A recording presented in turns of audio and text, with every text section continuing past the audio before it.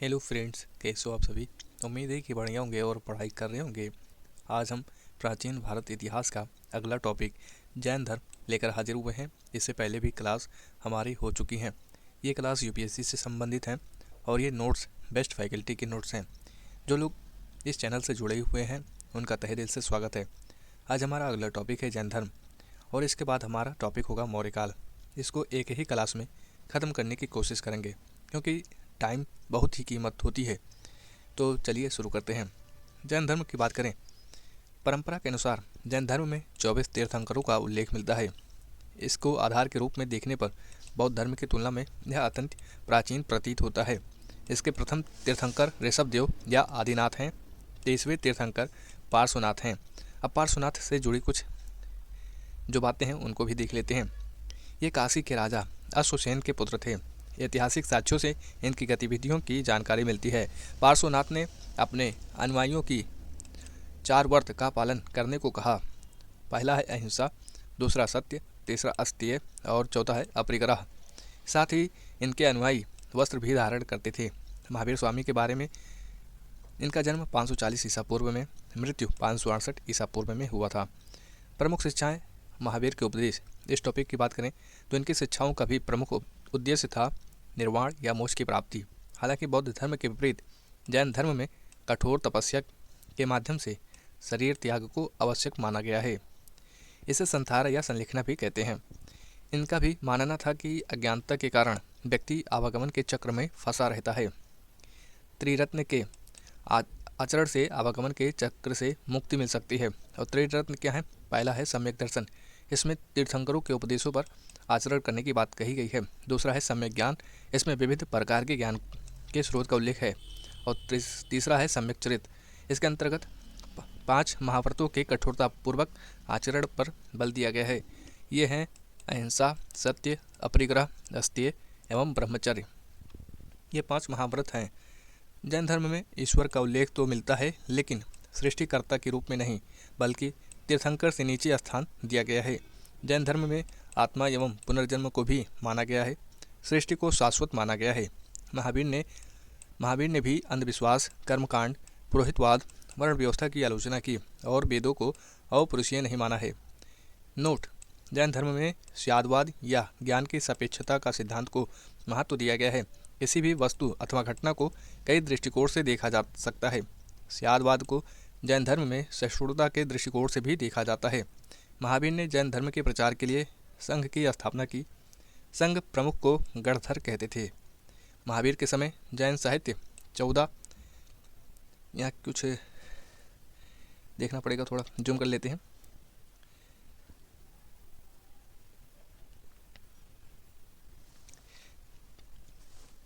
एक मिनट। 14 पुओं में विभाजित था, जो कि आगे चलकर लुप्त हो गया।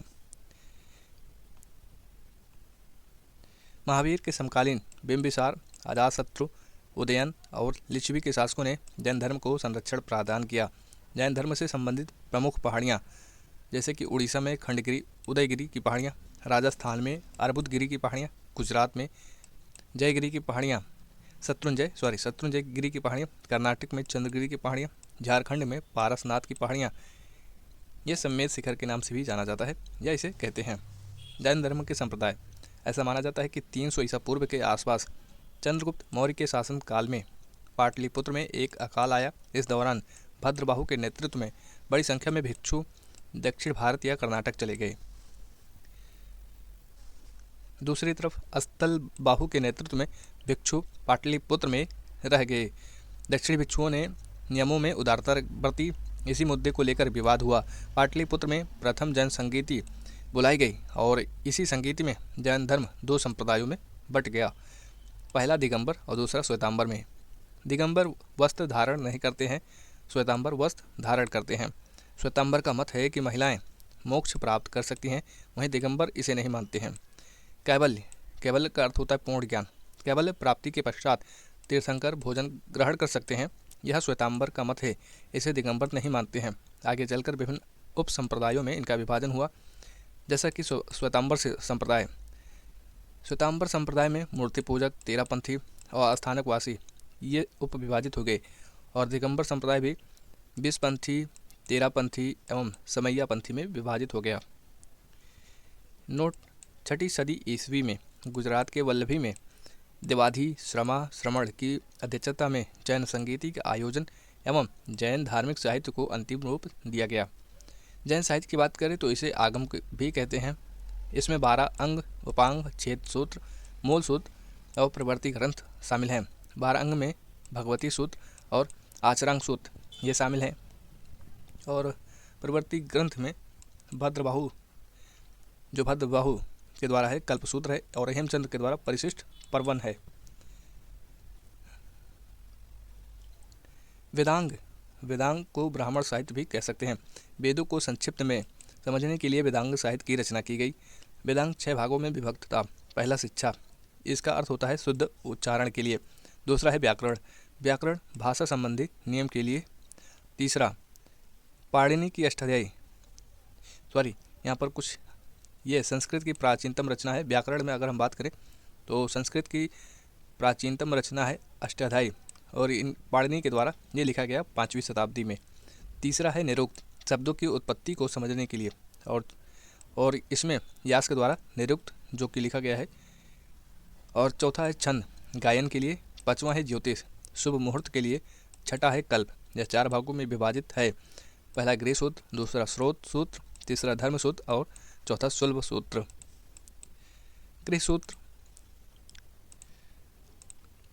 गृह सूत्र में पारिवारिक नियम, स्रोत सूत्र में यज्ञ इत्यादि से संबंधित नियम, धर्म सूत्र में सामाजिक राजनीतिक नियम और शुल्ब सूत्र में यज्ञ वेदी के निर्माण से संबंधित नियम है। नोट की बात करें तो गौतम, बौधायन और प्राश्रय आदि प्रमुख सूत्रकार हैं। अब यहाँ से अगला टॉपिक मौर्यकाल का शुरू होता है और इसका टाइम पीरियड 322 से 185 BC यानी ईसा पूर्व है। यहाँ पर हम राजनीति, ये इम्पोर्टेंट टॉपिक होता है। स्रोत, अर्थव्यवस्था, समाज, कला, इन सभी चीज़ों पर बात करने वाले हैं। तो मौर्यकालीन राजनीति की बात करें तो इसमें पहला है चंद्रगुप्त मौर्य, 322 से लेकर 298 ईसा पूर्व तक। चंद्रगुप्त मौर्य को मौर्यवंश का संस्थापक कहा जाता है। चाणक्य की सहायता से अंतिम नंद शासक घनानंद को पराजित करके पाटलिपुत्र पर नियंत्रण स्थापित किया। चंद्रगुप्त का एक बड़े भूभाग पर नियंत्रण था। उत्तर पश्चिम में अफगानिस्तान के कुछ हिस्सों पर नियंत्रण, अगर उत्तर पश्चिम में देखें तो अफगानिस्तान के कुछ हिस्सों पर नियंत्रण था। पश्चिम में गुजरात पर, महाराष्ट्र, पूर्व में बांग्लादेश, उत्तर में कश्मीर एवं दक्षिण में कर्नाटक तक इनका विस्तार था। आप यहाँ इस मैप में देख सकते हैं। थोड़ा सा छोटा कर लेते हैं। यहाँ आप देख सकते हैं, यहाँ पर कुछ जैसे कि मेन कैपिटल जो था इस स्टार के द्वारा दिखाया गया है। आप इस तरीके से देख सकते हैं। यहाँ पर अशोक के स्तूप भी हैं और अदर अभिलेख भी हैं, छोटे भी रॉक जो कि शिलालेख हैं, अशोक के शिलालेख, और बड़े जो कि महत्वपूर्ण मेजर रॉक हैं वो भी इन्हीं मैप में दिखाया गया है। तो आप इस मैप को भी देख सकते हैं। जैसे कि यहाँ पर तोपरा अभिलेख भी है, ये सभी अभिलेख हैं। तो आप अब देख सकते हैं शाहबाजगढ़ी में भी अभिलेख पाए गए। अभी हम इनके बारे में नीचे पढ़ने वाले हैं। ये ताम्रपर्णी है, ताम्रपर्णी भी बोलते हैं। 205 ईसा पूर्व में, छोटा कर लेता हूँ, 205 ईसा पूर्व में बैक्ट्रिया के शासक सेल्यूकस को पराजित किया था। जैन धर्म का अनुयायी था। चंद्रगुप्त के बारे में पढ़ रहे हैं तो उन्हीं में ये टॉपिक है। जैन धर्म का अनुयायी था। यूनानी स्रोतों में चंद्रगुप्त को सैंडोकोट्स या एंड्रोकोट्स कहा गया है। विलियम जोन्स ने सर्वप्रथम इसकी पहचान चंद्रगुप्त मौर्य से की। अगला शासक बिंदुसार, इनका टाइम पीरियड 298 ईसा पूर्व से 272 ईसा पूर्व है। आजीवक संप्रदाय का अनुयायी था। सीरिया में डायमेकस नामक एक दूत इसके दरबार में आया। नोट की बात करें तो मखली गोसाल आजीवक संप्रदाय का संस्थापक है। महावीर के समकालीन एवं कुछ वर्षों के लिए महावीर का शिष्य भी था। अगले शासक अशोक हैं। इनका टाइम पीरियड 272 से लेकर 232 ईसा पूर्व तक है। अशोक को भी विरासत में एक विशाल साम्राज्य मिला। हालांकि शासन के 90 वर्ष में उसने कलिंग को जीता। अशोक का शासनकाल इनकी उदार नीतियों को लेकर विशेष तौर पर जाना जाता है। अशोक ने क्या किया था, अशोक को महान क्यों कहा जाता है, इस पर भी चर्चा करते हैं। प्रजा के प्रति समर्पण के कारण, जैसे कि उनका कहना था कि यह कि वह प्रजा के कार्य के लिए कभी भी उपलब्ध रहता है तथा अपने कार्यों को प्रजा के ऋण के तौर पर देखता है। इसलिए अशोक को महत्वपूर्ण मतलब इनको महान कहा जाता है। तो कई कारण हैं, पहला पढ़ चुके। दूसरा है राष्ट्रीय यात्राएं या धर्म यात्राएं, प्रजा से संपर्क स्थापित करने के लिए महत्वपूर्ण राजमार्गों पर सरकारी आदेशों या अभिलेखों को रखवाया। तीसरा, अधिकारियों को निर्देश दी कि प्रजा को अकारण यातनाएं ना दें। चौथा है आम लोगों के कल्याण के लिए शिक्षा की व्यवस्था, तालाब एवं कुआं का निर्माण, वृक्षारोपण इत्यादि को महत्व। बौद्ध धर्म के अनुयायी होने के बावजूद सभी धर्मों को सम्मान का भाव और धर्म के आधार पर किसी प्रकार का भेदभाव नहीं। अच्छे आचरण वाले कैदियों की सजा माफ कर किए जाने के प्रमाण। अपने उत्तराधिकारियों को युद्ध के द्वारा विजय की नीति को छोड़ने की सलाह। पड़ोसी देशों से मित्रवत संबंधों की स्थापना पर बल तथा पड़ोसी देशों में भी चिकित्सा पर व्यवस्था। समाज में सहिष्णुता एवं प्रेम का वातावरण हो तो इसके लिए धम्म नामक आचार संहिता को लागू करने का प्रयास। धम्म क्या है? अशोक का धम्म एक आचार संहिता थी जिसमें इस सत्य पर बल दिया गया कि व्यक्ति, परिवार, समाज एवं राज्य को कैसा आचरण करना चाहिए। धम्म के तत्व क्या थे? अहिंसा, सहिष्णुता, दया, माता पिता एवं बड़ों का सम्मान, साधु संतों का सम्मान इत्यादि। साथ ही एक व्यक्ति को क्या नहीं करना चाहिए इस पर बल दिया, जैसे कि क्रोध, घमंड, ईर्ष्या, लालच इत्यादि, इन सभी से बचना चाहिए। समय समय पर व्यक्ति को आत्मनिरीक्षण करते रहना चाहिए। ये अशोक के कुछ धम्म थे, यानी उनके अनुसार उनका जीवन कैसा होना चाहिए, उनके बारे में यह चर्चा की गई। नोट: अशोक के धम्म की जानकारी अशोक के शिलालेखों से मिलती है। अशोक के पश्चात कुणाल, मगध और उज्जैन में पर इनका शासन हुआ। मगध में दशरथ का, उज्जैन में संप्रति इसे जैन धर्म का अशोक भी कहा गया है। मगध में दशरथ का शासन और अंतिम जो शासक था वो बृहदत्त था। मौर्य प्रशासन की बात करें तो पहला है केंद्र। राजा प्रशासन का केंद्र बिंदु सर्वे सर्वा।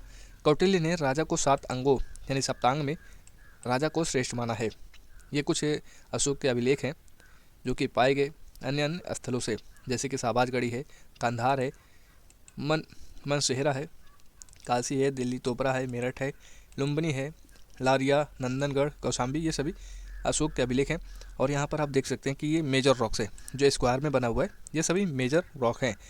और ये पिलर जो स्तंभ लेख होते हैं उन्हें पिलर शिलालेख, स्तंभ शिलालेख भी कहते हैं। ये त्रिभुज में बने हुए हैं और जो वाइट चतुर्भुज में है वो माइनर रॉक एडिक्ट्स हैं, वो छोटे छोटे शिलालेख हैं। तो आप इन्हें इस मैप के जरिए देख सकते हैं। यहाँ पर ये छोटा शिलालेख कांधार में भी मिले हैं, अन्य स्थलों से मिले हैं। तो आप इसे मैप के जरिए से शिलालेख के बारे में देख सकते हैं। ये कुछ अशोक के ही समय में जो आदेश लिखवाए गए थे ये उसका चित्र है, तो आप इसे भी देख सकते हैं। दूसरा है राजस्व प्रशासन। पहला हमने केंद्र के बारे में पढ़ लिया, अब दूसरा है राजस्व प्रशासन। भू राजस्व उपज का 1/4 से लेकर 1/6 भाग तक भू राजस्व होता था और भू राजस्व को भाग कहते थे। प्रणय की बात करें तो प्रणय क्या है? आपातकालीन कर होता था। नमक, खनन, वन एवं शस्त्र पर राज्य का एकाधिकार होता था। अब गुप्तचर प्रशासन, इसमें महामत्स्य सर्प गुप्तचरों के प्रमुख को महामत्स्य सर्प कहते थे और गुप्तचरों को गूढ़ पुरुष यानी गुप्तचर कहते थे। गुप्तचरों को गूढ़ पुरुष कहा जाता था। गूढ़ पुरुष 2 भागों में बटी हुई थी, एक संस्था में, एक संचार में। संस्था जो होती थी एक स्थान पर रहकर गुप्तचर का कार्य करती थी और जबकि जो दूसरा भाग था संचार, वो भ्रमणशील वेश बदलकर अलग अलग स्थानों पर जाया करता था। मौर्य काल में गुप्तचर के रूप में महिलाओं के भी कार्य करने का उल्लेख मिलता है। सेना के बारे में कौटिल्य ने सेना के 4 अंगों का उल्लेख किया है। मेगास्थनीज ने सेना के 6 अंगों का उल्लेख किया है। न्याय प्रशासन की बात करें तो धर्मस्थीय यानी दीवानी मामलों में संबंधित न्यायालय धर्मस्थीय होता था।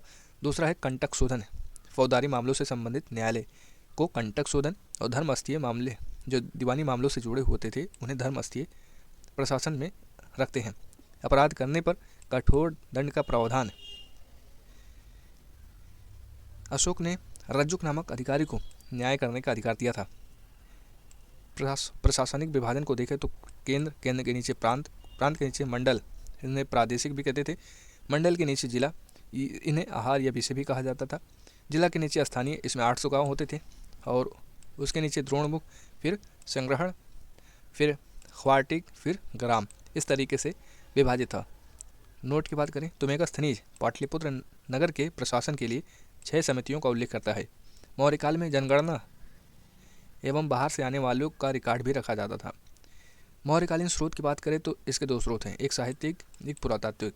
तो साहित्यिक से हमें जो जानकारी मिलती है वो देसी और विदेशी विवरण से हमें मिलती है। देसी में कौटिल्य का अर्थशास्त्र है, विशाखा दत्त का मुद्रा राक्षस है, कालिदास का मालविकाग्निमित्र है, कल्हड़ का राजतरंगिणी है, वंश साहित्य जैसे कि दीपवंश है, महावंश है, और अवदान साहित्य जिसमें दिव्यावदान भी है। तो ये देसी साहित्य हुआ करते थे जो उस समय लिखे गए या उनके समकालीन लिखे गए। ये सभी पुस्तकें महत्वपूर्ण हो जाती हैं, कभी कभी एग्जाम में यहीं से पुस्तकों के बारे में पूछ लिया जाता है, तो आप इसे भी ध्यान रखें। और कुछ पुराणों से भी मिलता है, विष्णु पुराण से भी मिलता है, ऐसा माना जा सकता है।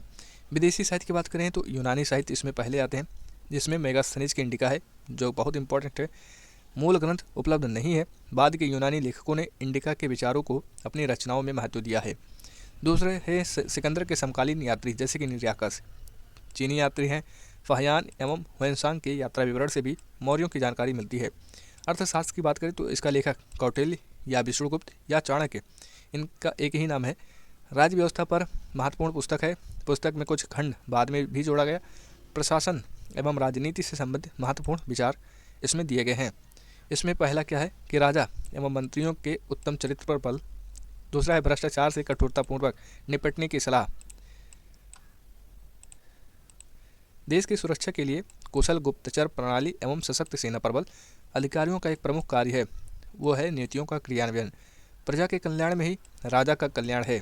सामाजिक सुरक्षा के लिए भी राज्य को कदम उठाने चाहिए, जैसे कि गरीबों, विधवाओं एवं अनाथों के कल्याण के लिए। विदेशी नीति में पड़ोसी को मित्र के रूप में देखना और राज्य के आर्थिक आधार को सशक्त बनाए रखने का सुझाव, ये सभी अर्थशास्त्र में दिए गए हैं।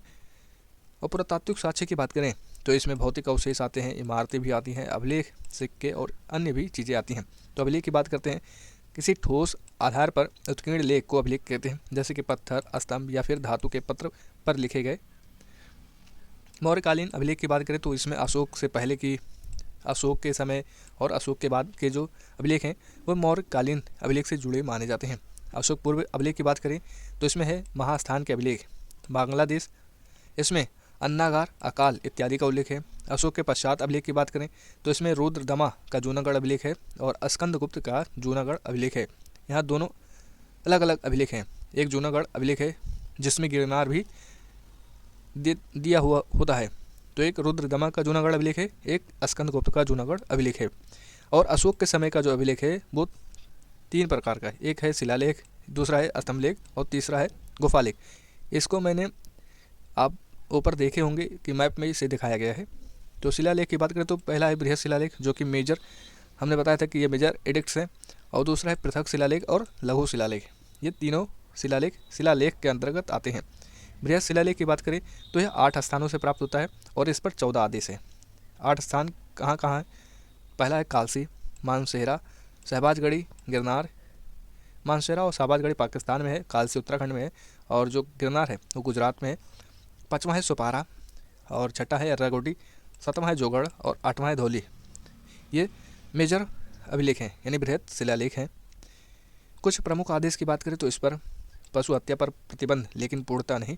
धम्म महामात्र नामक अधिकारी का उल्लेख, जिसे समाज के सभी वर्गों में धर्म प्रचार के लिए कहा गया। किसी भी व्यक्ति को अपने संप्रदाय की प्रशंसा एवं दूसरे संप्रदाय की निंदा करनी चाहिए। एक शब्द से क्या बदल जाता है अर्थ, मैंने यहाँ पर छोड़ दिया नहीं को और यहाँ इसका अर्थ बदल गया। किसी भी व्यक्ति को अपने संप्रदाय की प्रशंसा एवं दूसरे संप्रदाय की निंदा नहीं करनी चाहिए। ये पता नहीं बार बार ऐसा क्यों हो जाता है, अभी तो गलत हो जाता, सेंटेंस ही पूरा गलत हो जाता है। फिर से पढ़ रहा हूँ, किसी भी व्यक्ति को अपने संप्रदाय की प्रशंसा एवं दूसरे संप्रदाय की निंदा नहीं करनी चाहिए तथा कोई भी व्यक्ति हमारे राज्य में कहीं भी निवास कर सकता है। ये आपको भारतीय संविधान में भी अनुच्छेद, कौन सा अनुच्छेद है आप इसको भी कमेंट में बताइएगा। ये स्वतंत्रता के अधिकार के अंतर्गत आता है। अगला है शासकीय कार्य को ऋण के रूप में देखना। अगला है उत्तराधिकारियों को युद्ध की नीति को छोड़ने की सलाह। जो उनके बाद उत्तराधिकारी हैं वो युद्ध को कम करें, यानी युद्ध धीरे धीरे छोड़ दें। महिलाओं में प्रचलित विभिन्न कर्मकांडों को छोड़ने की सलाह तथा स्त्री महामात्र नामक अधिकारी का उल्लेख भी मिलता है। पड़ोसी राज्यों का उल्लेख मिलता है। दक्षिण में चेद हैं, चोल, पांड्य, सत्यपुत्र, ताम्रपर्णी राज्यों का उल्लेख मिलता है। उत्तर पश्चिम में सीरिया एवं मिस्र का पड़ोसी राज्यों के रूप में उल्लेख। अब ये हमने ताम्रपर्णी को मैप में देखा था, ये श्रीलंका के आसपास था। अब पृथक अभिलेख की बात करें तो जौगढ़ एवं धौली में 14 आदेशों में ये मिला है। आदेश नंबर 11, 12, 13 नहीं है, इसके स्थान पर पृथक आदेश है। पृथक शिलालेख में सभी प्रजा का संतान के रूप में उल्लेख तथा अधिकारियों को यातनाएं देने से मना करना है।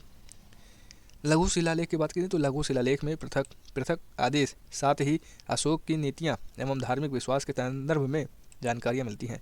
जैसे कि भब्रू लेख में बौद्ध रत्न के त्रिरत्न के प्रति श्रद्धा का उल्लेख, मास्की लेख में स्वयं को बुद्ध शाक्य कहा, और सर्वप्रथम मास्की लेख से ही अशोक के नाम की जानकारी मिलती है। तो अगर क्वेश्चन बने अशोक के नाम की जानकारी किस अभिलेख में मिलती है तो वह मास्की लेख है। नोट: अशोक को अधिकांशतः अभिलेखों में देवनाम प्रिय भी कहा गया है। कुछ अभिलेखों में अशोक का नाम अशोक ही है, जैसे कि मास्की, गुर्जरा, नेट्टूर और उड्डन गोलन। अशोक के अभिलेखों को प्रथम पढ़ने का श्रेय जेम्स प्रिंसप को है। ये आप चित्र देख सकते हैं, अभी इनके बारे में नीचे जिक्र होगा। उत्तरापथ और दक्षिणापथ सोपारा की बात होगी, और यहाँ पर ताम्रपर्णी जो आप श्रीलंका के आसपास देख सकते हैं, ये व्यापारिक मार्ग हुआ करते थे मौर्य काल के। सोपारा है, दक्षिणापथ है, मैसूर है, उत्तरापथ यहाँ मथुरा काल से। ये सभी आप इस मैप को देखें, और जब एग्ज़ाम में इससे संबंधित क्वेश्चन आए तो इस मैप को भी अगर व्यापार के बारे में पूछा जा रहा है तो इस मैप को आप बना सकते हैं। इससे आप की राइटिंग में चार चांद लग जाएंगी। हम अपने टॉपिक पर आते हैं। अगला है निगालव्या लेख। इसमें कनक मुनि के स्तूप का उल्लेख मिलता है। नोट की बात करें तो अशोक के अधिकांशतः अभिलेख प्राकृत भाषा में लिखे गए तथा ब्राह्मी लिपि में लिखी गई हैं। मानसहेरा एवं शाहबाजगढ़ी खरोष्टी लिपि में है, और कंधार में लघु शिलालेख यूनानी एवं अरमाइक लिपि में है। तो 3 लिपियों में लिखा गया है, खरोष्टी, यूनानी या अरमाइक और ब्राह्मी लिपि में। अभिलेखों के प्राप्ति स्थल से साम्राज्य की सीमा निर्धारण में मदद मिलती है। मौर्य युगीन अर्थव्यवस्था की बात करें तो अर्थव्यवस्था की एक महत्वपूर्ण विशेषता यह था कि आर्थिक गतिविधियों पर राज का नियंत्रण था। कृषि के क्षेत्र में सीताध्यक्ष के निर्देशन, राजकीय भूमि पर कृषि दासों एवं मजदूरों का बड़े पैमाने पर कृषि में लगाए जाने का उल्लेख मिलता है। लौह उपकरणों का बड़े पैमाने पर कृषि में उपयोग होता है। शिल्प की बात करें तो बुद्ध काल के तरह ही विशेषीकरण एवं स्थानीयकरण ज़्यादा ग्रंथों में 18 श्रेणियों का उल्लेख मिलता है। व्यापार की बात करें तो आंतरिक एवं बाह्य व्यापार होता था, इसके भी साक्ष्य मिले हैं। आंतरिक व्यापार में उत्तरापथ एवं दक्षिणापथ नामक मार्ग की अहम भूमिका, जो भी हमने इस चित्र में दिखाया, उत्तरापथ और दक्षिणापथ, तो इसकी अहम भूमिका। उत्तरापथ ताम्र लिपि से तक्षशिला तक जुड़ता था। व्यापारियों के संगठन का भी उल्लेख मिलता है, जैसे कि सार्थवाह यानी व्यापारियों के कारवा के लिए भी इसका उल्लेख मिलता है। ताम्रलिप्ति एवं सोपरा क्रमशः पूर्वी एवं पश्चिमी तट पर महत्वपूर्ण बंदरगाह थे। अभी हमने इस मैप में भी सोपरा को देखा, ये रहा सोपरा, तो ये बंदरगाह के रूप में थे। मैप छोटा होने के कारण उसमें कुछ ढूंढने में परेशानी हो जाती है, तो इसके लिए मैं माफ़ी चाहूँगा। अगला है इसमें सिक्का। मौर्य काल में भी आहत सिक्कों का प्रचलन था। पड़ या कसाड़पड़ ये चांदी का होता था, और काकड़ी या मासद ये तांबे के सिक्के होते थे। सिक्कों पर मोर, पर्वत, अर्धचंद्र, वृक्ष इत्यादि की आकृतियाँ उत्कीर्ण हैं। बुद्धकालीन शहरों का विकास इस काल में भी जारी रहा। तो आप ये भी मौर्य काल के ही कुछ सिक्के हैं जिन्हें मैं यहाँ पर दिखा रहा हूँ। इसे चित्र के रूप में मैंने यहाँ पर लगा दिया है। अगर आपको अच्छा लग रहा हो तो आप कमेंट में बता दीजिएगा। अगर आप इसी माध्यम से चित्र के द्वारा भी आप नोट्स प्राप्त करना चाहते हैं तो आप उसे भी कमेंट में बता दीजिएगा। समाज की बात करें तो बुद्ध काल के तरह ही वर्ण व्यवस्था, छुआछूत, जाति प्रथा, दास प्रथा, आश्रम, संस्कार, गोत्र, महिलाओं की दशा आदि का प्रचलन यहाँ पर भी था। नोट की बात करें, मेगास्थनीज ने भारतीय समाज को 7 वर्गों में बांटा था और यह भी कहा कि भारत में दास प्रथा प्रचलित नहीं है। भारतीय समाज की समझ न होने के कारण उसने इस प्रकार का विचार सामने रखा होगा। कौटिल्य ने यह कहा कि शूद्र वर्ण को दास नहीं बनाया जा सकता और उन्हें कृषि, पशुपालन एवं व्यापार से आजीविका चलाने का अधिकार है, अर्थात वार्ता का अधिकार है। मौर्य काल में महिलाओं का उल्लेख गुप्तचर के रूप में, ज्योतिष, अंगरक्षक इत्यादि के रूप में मिलता है। साथ ही कौटिल्य ने महिलाओं के तलाक संबंधी अधिकार का भी उल्लेख किया है। समाज बुद्ध काल के तरह ही फिर वही रिपीट हो गया है, सॉरी।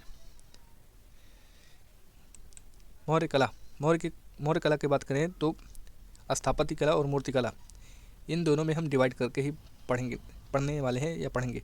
ऐसा ही पढ़ते हैं, मतलब अगर हम कला की बात करते हैं तो स्थापत्य कला और मूर्ति कला, इनको विभाजन का आधार बनाया जाता है और कला के अंतर्गत रखा जाता है।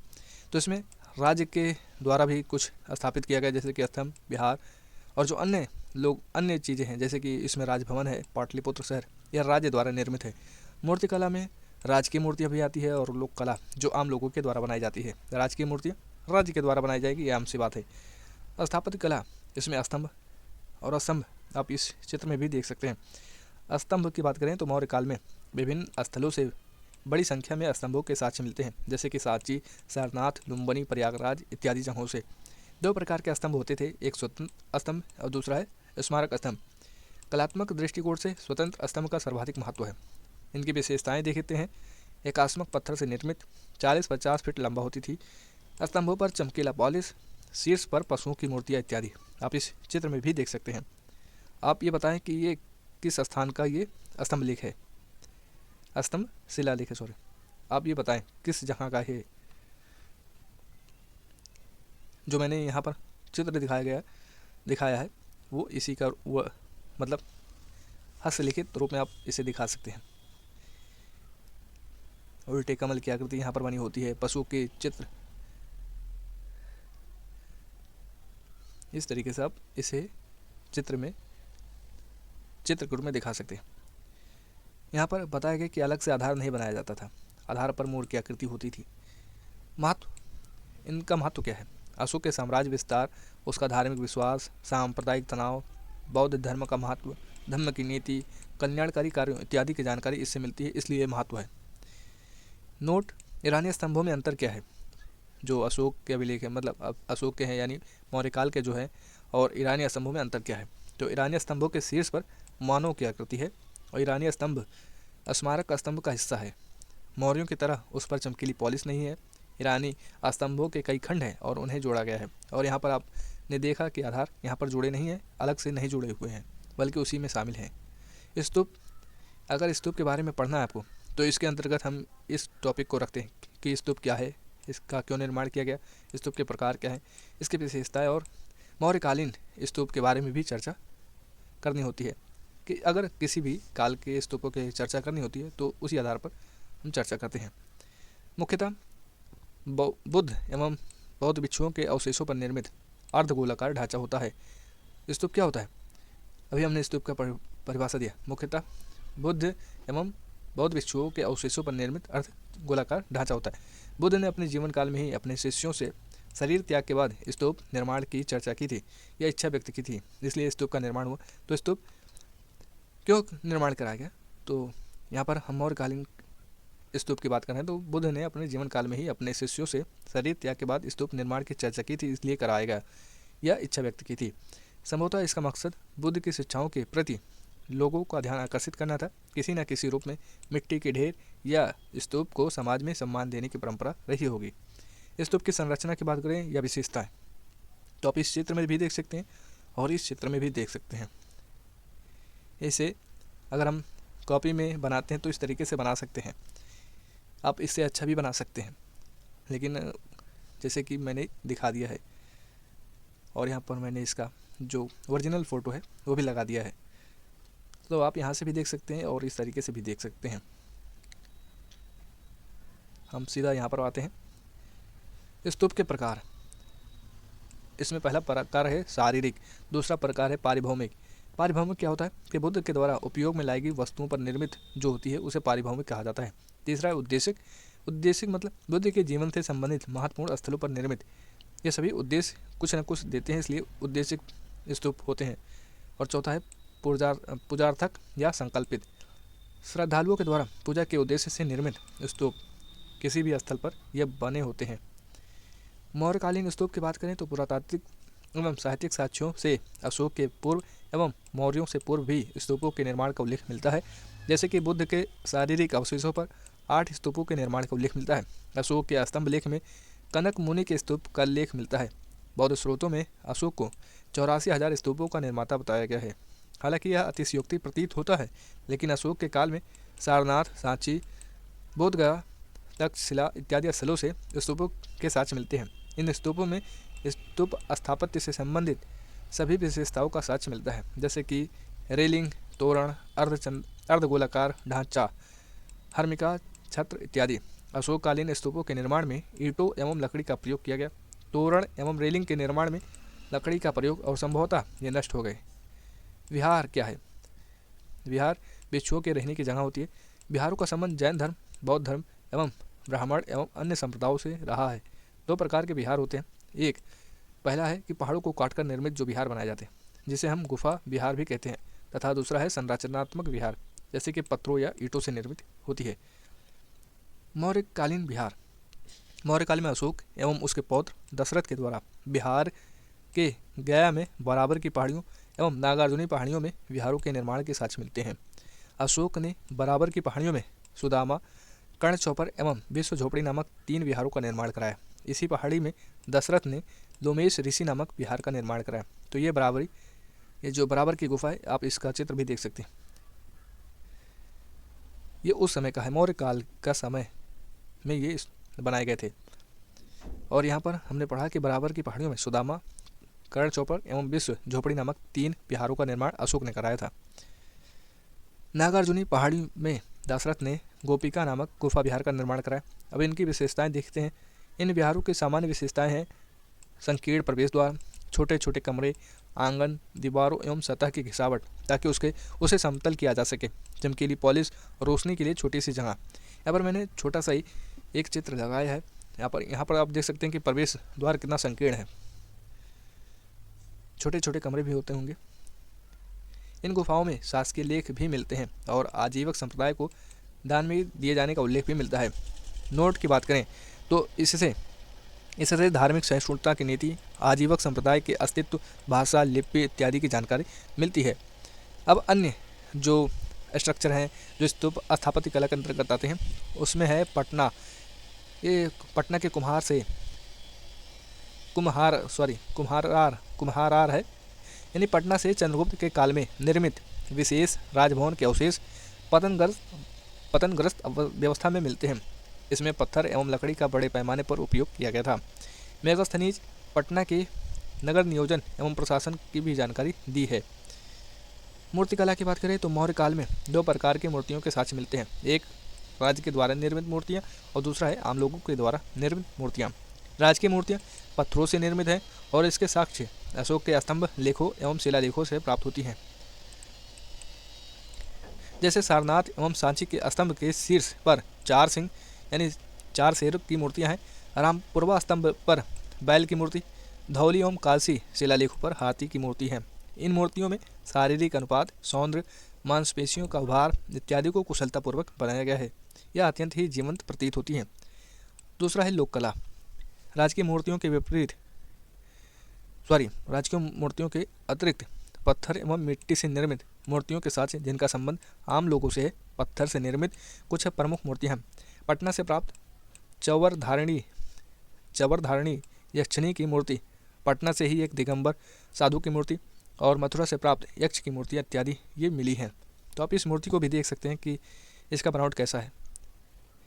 ये मौर्य काल के ही कुछ मूर्तिकला है। और यहाँ पर जो हमने पढ़ा कि 4 सिंह की मूर्तियाँ मिली हैं, यही है 4 सिंह की मूर्तियाँ। यक्ष और यक्षिणी की मूर्तियाँ अत्यंत ही आकर्षक हैं। शारीरिक अनुपात, अलंकरण एवं सौंदर्य का विशेष ध्यान रखा गया है। इन मूर्तियों का संबंध संभवतः समृद्धि एवं प्रजनन से रहा होगा और सभी संप्रदाय के लोग इसका सम्मान करते थे। तो यहाँ पर मौर्य काल और जैन धर्म ये दोनों टॉपिक कंप्लीट होते हैं। आप इस चित्र को भी देख सकते हैं कि जो अभी मैंने चित्र के बारे में बताया कि जो यहाँ पर मूर्तियाँ बनी हैं कि इनका शारीरिक अनुपात, अलंकरण, सौंदर्य का विशेष ध्यान रखा गया है। तो आप इस चित्र के माध्यम से जान सकते हैं कि सही मायने में चित्र कैसे बनाई जाती थी। अगर आप सभी को ये वीडियो अच्छी लगी हो तो प्लीज़ वीडियो को लाइक कर दीजिएगा और चैनल को भी सब्सक्राइब कर लीजिएगा। ऐसे ही वीडियोज़ आप तक आते रहेंगे। मिलते हैं अगली नेक्स्ट वीडियो में, तब तक के लिए जय हिंद, जय भारत।